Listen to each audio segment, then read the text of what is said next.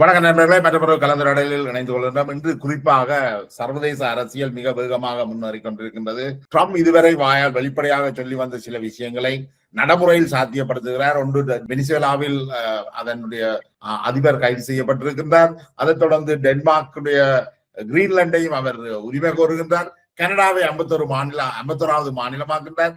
அதே போல ஐரோப்பாவினுடைய உறவும் மிகவும் கீழ்நிலைக்கு வந்திருக்குது.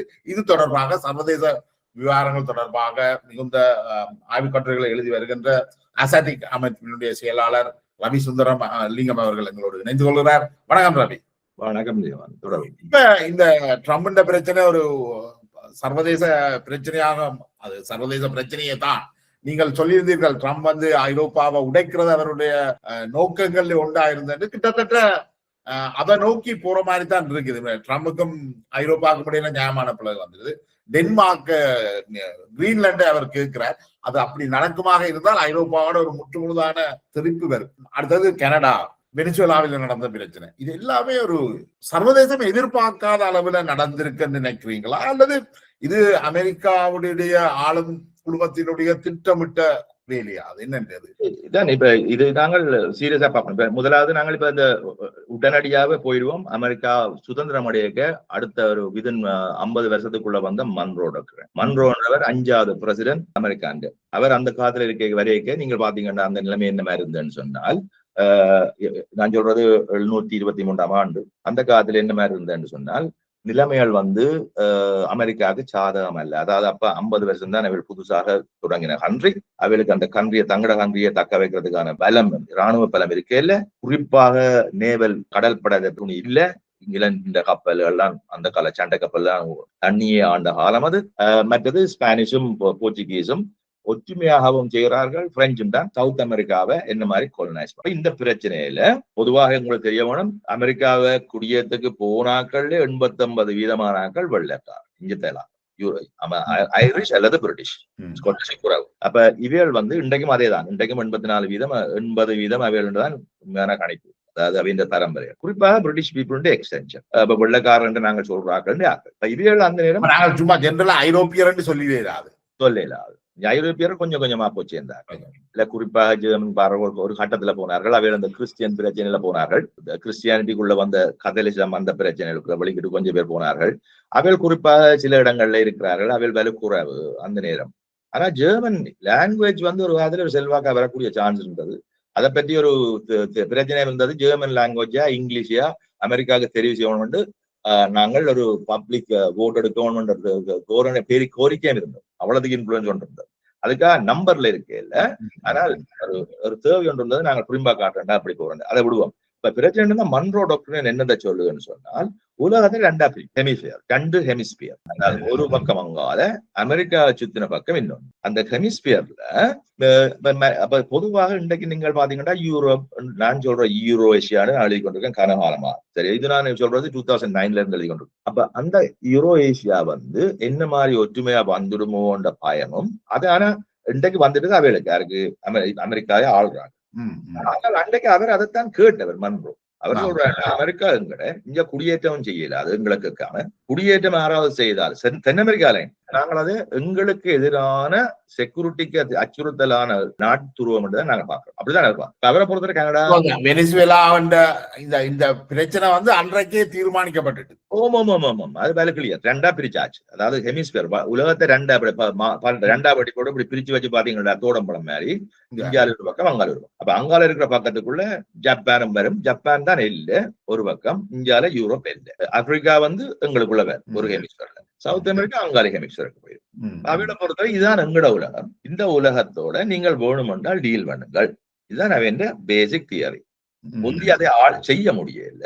அந்த நேரம் அதை செய்ததுக்கு காரணம் பிரிட்டிஷ்காரரை ஏதாவதுல பிரிட்டிஷ் நேவல் படைய இந்த பிரெஞ்சுக்கும் ஸ்பானிஷுக்கும் எதிராக என்கேஜ் பண்றோம். ஒரு தந்துரோகமா அது நடந்தது. அது உண்மையா நடந்ததுதான். அப்ப அதுல அவளுக்கு ஒரு வெற்றியும் இருக்குன்னு சொன்னா அந்த காலகட்டத்தை பாவிச்சு பெருசா வந்துட்டாங்க. அப்ப முதலாவது வேர்ல்ட் வார் நடக்க, உலகத்தில் நடக்க அமெரிக்கா ஒரு சைசபிள் இண்டஸ்ட்ரியல் 2வது இண்டஸ்ட்ரியல் ரெவல்யூஷனுக்காக போய், அதாவது டெக்னாலஜிக்கல் ரெவல்யூஷனுக்காக பெருசா வந்துட்டாரு. அவளுக்கு இப்ப ஆயுதங்கள் சரி கட்டுற நிலைமை, கப்பல் செய்யற நிலைமை எல்லாம் வந்தாச்சு. கூட அவையெல்லாம் முதலாக விட்டது ரைட் பிரதர்ஸ். அப்ப இப்ப அவள் ஒரு இண்டஸ்ட்ரியல் ப்ரோசஸ்ல போய் கொண்டிருக்காங்க. அப்ப அவளுக்கு தெரியும் தாங்கள் சுயமாக. அப்ப 2ஆம் வேர்ல்ட் வார் நடந்ததுக்கு பிறகு அவர் தங்களை உண்மையாகவே ஒரு வச்சிருக்காங்க. அப்ப இப்ப அவையண்ட பிரச்சனைன்னு சொன்னால் இதே என்னன்னு காப்பாற்ற அப்ப மன்றோ டாக்டர் திருப்பி ரிவைவ் பண்றாங்க. ரிவைவ் பண்ணேங்க சவுத் அமெரிக்காவை முழுக்கிழமை இவளால செய்யலாம். அப்ப கரீபியனை நிச்சயமாக தங்களுடைய ஏரியாவை பாக்குறாரு. கரீபியனுக்குள்ள நீங்க பாக்குறது வெனிசுலா வந்து விடுவார், கொலம்பியா வந்து விடுவார், அதாவது இந்த அதுக்கு மேல இருக்கிற மெக்சிகோவும் வந்து விடுவார், all the way to Canada. கனடால இருந்து மேல போனீங்கன்னா உங்களுக்கு தெரியும் அலாஸ்காவை ரஷ்யாட இருந்து அந்த நேரம் காசுக்கு வாங்க. அப்ப அவருக்கு அந்த ஐடியா இருக்கு, காசுக்கு வாங்குற ஐடியா. இந்தியாவில பாய்க்க ரெண்டாவது ஹெமிஸ்பியர் ரெண்டா பிரிக்க கிரீன்லாந்து இந்தியால தான் வருது. சரியா? அது அதுக்குள்ள வந்துடும். அதுக்கு கணக்க ஹிஸ்டரி இருக்கு, உண்மையான காரணங்கள் இருக்கு. ஏன்னா கிரீன்லாந்துல இருக்க வசிக்கிற மக்கள் வந்து பொதுவாக நீங்கள் அங்க கனடாவில் இருக்கிற இனுவிட் மக்களோட சேர்க்கலாம். குடியேறிகளை தவிர குடியேறிகள் கொஞ்சம் பேர் இருக்கிறார்கள், வெள்ளையர்கள். ஆனா பொதுவாக அங்க இருக்கிறார்கள் இனுவிட் பீப்புள், இனுவிட் மாதிரியான அதாவது பழைய ஆதிவாசிகள்.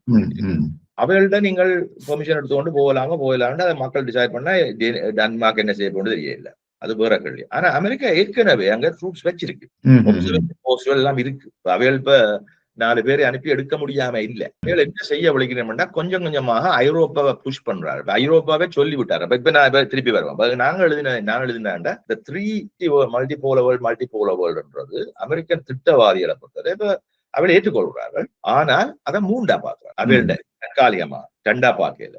சைனாவை தங்களையும் 2ஆ பார்த்தாலும் 3ஆவதாக ரஷ்யாவை ஏற்றுக்கொள்கிறார். இந்த பிரச்சனையில இப்ப என்ன செய்ய பார்க்கிறார் என்றால் மிச்ச மாக்களை இந்தியாலே அங்கால போங்கோன்ற இந்த ஹெமிஸ்பியர் ஐடியாவை ஏற்றுக்கொண்டு அங்கால போங்கோ அல்லது இந்தியால எங்களுடைய ஏதோ உறவில் இருங்கோ, எங்களுக்காக அங்க இருங்கோ எந்த உறவுல தள்ள பாக்குறாரு. அந்த ஹெமிஸ்பியர் தான் முதலாவது வட்டம்.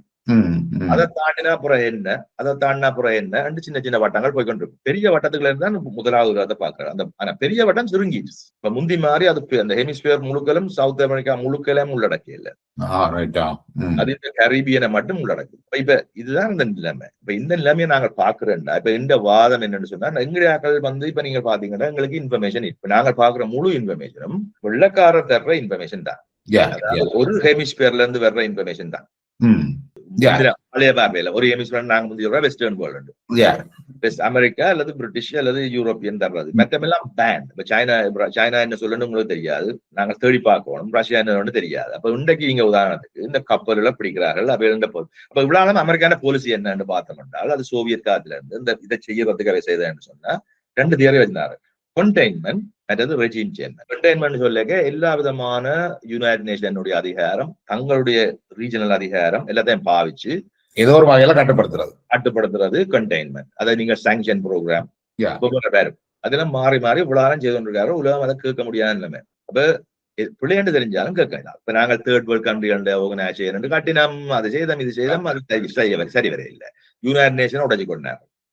கொஞ்சம் கொஞ்சமா தங்களையா பாவிச்சார்கள். தேவையில்லை எதிராக போக்குறாங்கன்னு அதை உடைக்க தொடங்கிட்டார்கள். உங்களுக்கு தெரியும் நேற்று 66 ஆர்கனைசேஷன்ல இருந்து ட்ரம்ப் விலகி விட்டார். சரியா? ஆனா எல்லாம் வந்து என்ன மாதிரி ஆர்கனைசேஷன் நினைக்கிறீங்க? எல்லாம் சமுதாயம் குறிச்ச ஆர்கனைசேஷன். அதாவது ஒன்றில் கிளைமேட் சேஞ்ச், பொம்பளைகள் ஆம்பளை ஜெண்டர் ஈக்குவாலிட்டி அல்லது மக்களுக்கு எதிரான வறுமை திட்டங்கள் எல்லாத்துல இருந்து வெளிக்கிட்டாச்சு. இல்ல இதெல்லாம் அமெரிக்கா கொண்டு வரதுக்கு ஒரு நோக்கம் இருந்தான அந்த ஆன்டி ரெவல்யூஷனரி ஓட சேர்ந்துதானே இதெல்லாம் ஒர்க் பண்ணினது.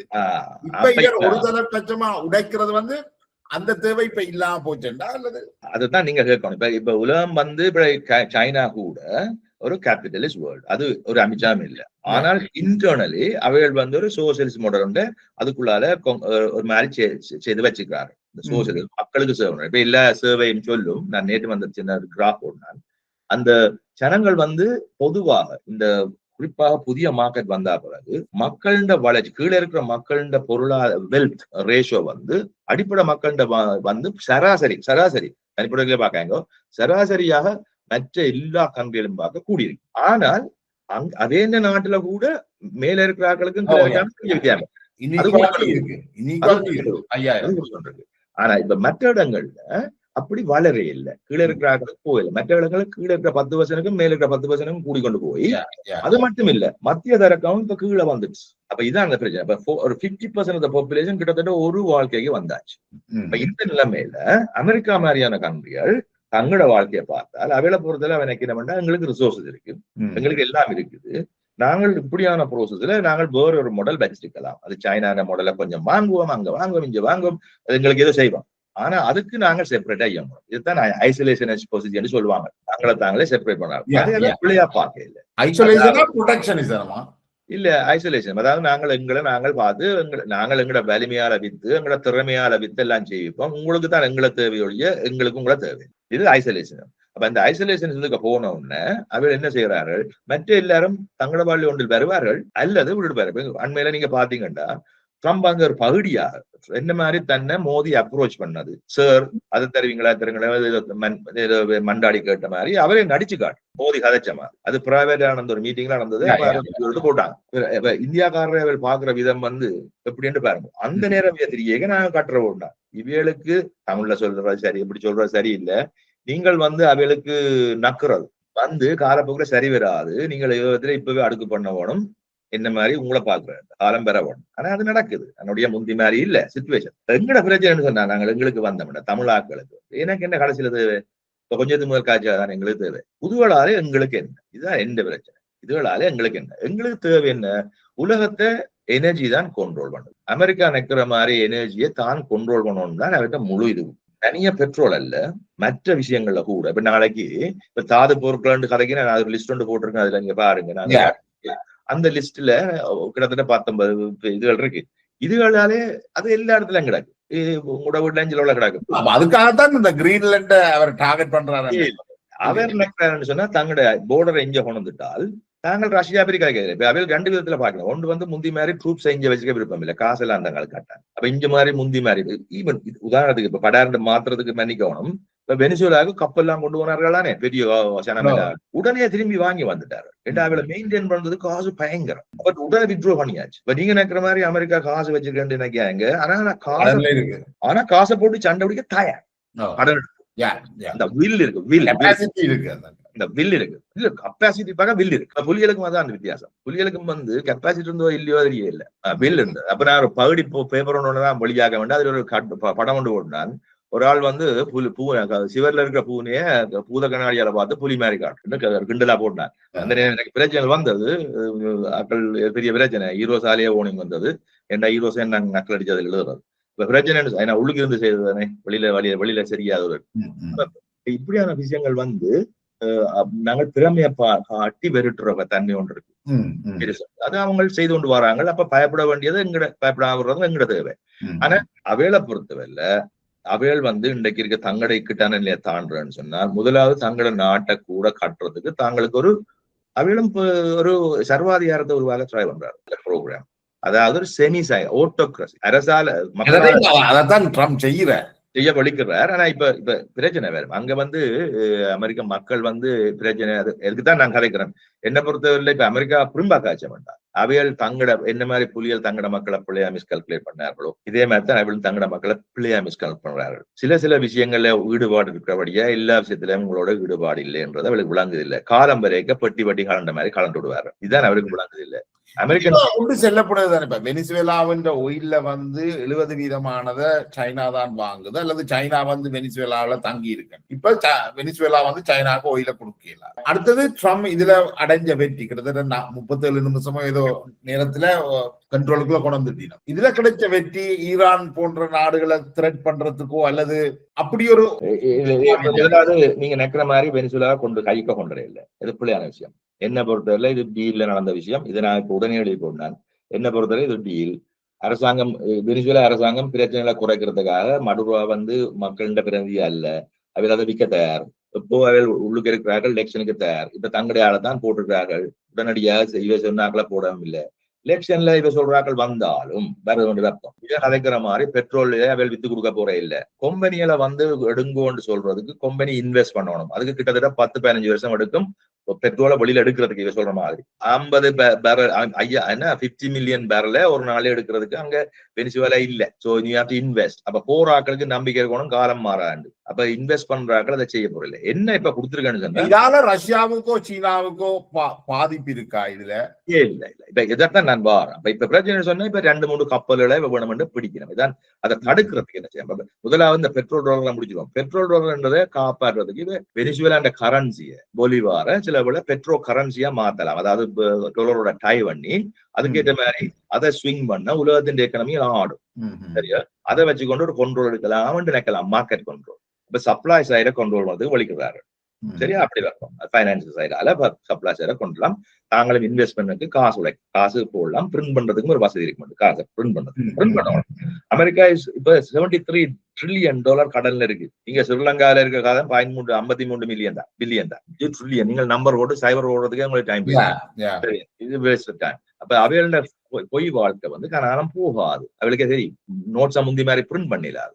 அப்ப இப்ப வேற வழி பார்க்கணும். அதே அண்டர்ஸ்டாண்ட். நீங்க நினைக்கிற மாதிரி சாமான். அப்ப பெட்ரோல் எடுத்தால் பெட்ரோல் யார் வாங்க போறார்கள்? அதுக்கு முதல் கையில டாலர் வேணுமே. இப்ப ஸ்ரீலங்கா ஏன் இன்றைக்கு கடன் வாங்குது $200? அந்த கடன் காசை டாலர்ல கொடுக்க வேண்டியதால ரூபாயில கொடுக்கணும் கொடுத்துட்டு போயிடும். இதுதான் எங்கட பிரச்சனை. அப்ப நாங்கள் இப்போ டாலர்ல டாய் பண்ணுறதால வர்ற பிரச்சனை வந்து எங்களுக்கு 2 டபுள் ஜப்படி. கை மாத்தத்துக்கு மாறுறது மட்டும் இல்ல, அந்த காசுலாம் நாங்கள் கொடுக்க வேண்டியும் இருக்கு. சரியா? இதுகள் பெரிய பிரச்சனை விஷயங்கள். அப்ப இதுகள் மாறிக்கொண்டு அப்ப எங்கட அடிப்படையில பாத்தீங்கன்னா சைனா இஸ் ஆல்மோஸ்ட் இப்ப கிட்டத்தட்ட 80% என்று சொல்லுறார்கள் ஆல்டர்னேட்டிவ் எனர்ஜிக்கு போய்விட்டார்கள். இந்தியா ஃபாஸ்டா போகுது. உலகத்துல போயிடும். அதைத்தான் நான் சொல்றேன். அப்ப இவியல்ட கற்பனையில உலகத்துல முதலாவது இது வந்து சாத்தியமான்றது நான் நினைக்கல. 2வது பிரச்சனை, அடுத்த பிரச்சனை சொன்னா நீங்கள் எப்பவும் ஒரு ஆக்கள்னா நடிப்புத்தான் நான் பாக்குறேன். இந்த பூனென்ற கதை சொன்னது அதுக்குத்தான். நேற்று காட்டினார்கள் 3 மினிஸ்டர்ஸ், உள்நாட்டு மினிஸ்டர், வெளிநாட்டு மினிஸ்டர், மற்றது பாதுகாப்பு மினிஸ்டர், 3 பேரும் இன்டர்வியூ கொடுக்கிறார்கள். யாருக்கு? இந்த ஒரு மனுஷியை சுட்டு போட்டார்கள் இல்ல, அதை வச்சுக்கொண்டுதான் ஜனம் பிரஸ் கதைச்சு மினக்கடை விரும்புது. அவையால் கதைக்க விரும்புறோம். நாங்கள் வெனிசுவேலா பெருசா விட்டுட்டோம். பெட்ரோல் டேங்க் 3 பிடிச்சு வச்சுக்கிறோம். ஒரு தரம் பெட்ரோல் கொண்டு தடுக்கிறோம். அடியா அப்படியாண்டு அவையால் நிக்கிறோம். அப்ப பாத்தீங்கன்னா அந்த எனக்கு தோற்றம் என்ன மாதிரி இருந்துன்னு சொன்னால், எனக்கு இந்த உடனே இந்த இங்க பிரைவேட் ஸ்கூல்ல படிக்கிற ப்ரிஃபெக்ட்ஸ் இந்த ஆக்கள் தான் இந்த மாதிரி தான் எனக்கு என்ன எனக்கு அவளை தெரியும். அவைகள் வந்து குழந்தை பிள்ளைகள் மேல அவள் பெட்டியில காணாத ஆக்கள். பெட்டியில கண்டா வேண்டு ஒண்ணு கத்து அடியா அப்படியான்னு முன்னுக்கு போறார்கள். 2வது வந்து தாங்கள் பெரிய நச்சு உள்ளுக்குள்ள வளர்க்கப்பட்டபடியா அதே தாங்கள் நினைக்கிறார்கள். 3 பேரும் பாக்குறேன். 3 பேரும் ஏதோ இந்த 3 ட்ரிபிள்ஸ் மாதிரி ஒருத்தர் தள்ளி தள்ளி கதை சொல்லிடும். இப்ப ஒரு ஆள் பேசிக்கொண்டிருப்பார், அவரை தள்ளி போட்டு மற்றவர் வந்து சொல்ல என்ன விட நான் கதைக்கிறேன். அவர் மாறி மாறி வட்டமா காய்ச்சி கொண்டிருக்காரு. அதை பாத்தீங்க என்றால் அவரோட பெரிய இந்த ஹைப்பர்ல இருந்து கதைக்கிற மாதிரி. எப்ப மக்கள் ஹைப்பருக்கு வந்த உடனே உங்களுக்கு தெரியும் அவன் கதை வந்து பின்னால பூச்சியவன். தம்பி மேல சில பேரை கதை கேட்க நான் பாக்குறேன் உங்களோட இன்டர்வியூல. இவர் கதைக்கிற வேகத்துக்கும் பின்னால இருக்கிறதுக்கும் என்ன இருக்குன்னு நாங்க யோசிப்போம். இது முதலாவது விஷயம். அப்ப நீங்க அதை வச்சுக்கொண்டே நான் சொல்லுவேன் ட்ரம்பின் ப்ரோக்ராம்களுக்கு ஒரு கெதியில காலம் வந்துவிடும். முதலாவது. 2வது நீங்க ட்ரம்ப்ட வெனிசுவேலாவை வந்து நீங்க ட்ரம்ப்ட பலகீனமா பாக்குறீங்களா? ட்ரம்ப் பர்சன் இல்ல, ட்ரம்ப் வந்து முகன் அமெரிக்கன் பாலிசியின் பலகீனமா? அது ஒரு பலகீனம். அது பலகீனத்தால உடனடியா செய்ய வேண்டிய தேவைகளுக்கு செய்யறாரு. உடனடியா செய்யணும். சும்மா பார்த்து கொண்டு இருக்கீங்களா? அது நீங்கள் மக்களை கொண்டு அடைச்சு வச்சுட்டு முடிய வைக்காத வெளிக்கிடலான்னு சொல்ல வேணும். இல்லாட்டா கஷ்டம். என்ன செய்ய போறீங்க? வெளிக்கிட்டா எல்லாம் விட்டுட்டு போயிடாங்க. பாலகுமாரை விட்டு போயிட்டு தானே. இதுதான் பிரச்சனை. இப்ப பிரச்சனைன்னு சொன்னால் எல்லாம் வந்து ஒரு கட்டத்துக்கு வந்த உடனே நீங்கள் உங்களால முந்தி மாதிரி இப்ப பிசிக்கா வலிக்கிட்டீங்கன்னா எல்லாம் பிணைஞ்சு கொண்டு போகும் கைவிரல். அதைத்தான் இப்ப செய்யறாரு. ஆனா மெதுவாச்சைய கொண்டு யோசிக்கிறாரு. இப்ப ட்ரம்ப் சொல்லேக்க அதையும் சொல்றாரு. நாங்கள் அதிகாரபூர்வமானாக்கள், ஆனா ஆணவமானாக்கள் அல்ல, அல்லது வலுப்பட்டாப்படுத்துறார்கள் இல்லன்னு சும்மா எல்லாம் சொல்றாரு எழுதி கொடுத்தால. இப்ப எல்லாத்தையும் சொல்ல பாருங்க. நாங்கள் நல்ல ஒரு கெட்டித்தனமான ஒரு நகர்வு அல்ல. என்ன பொறுத்தவரை இது வந்து கட்டித்தனம் சொல்லிக்க செய்விச்ச விதங்கள்ல கட்டித்தனம் இருக்கு. விழாக்களை வாங்கக்கூடிய இருந்தது.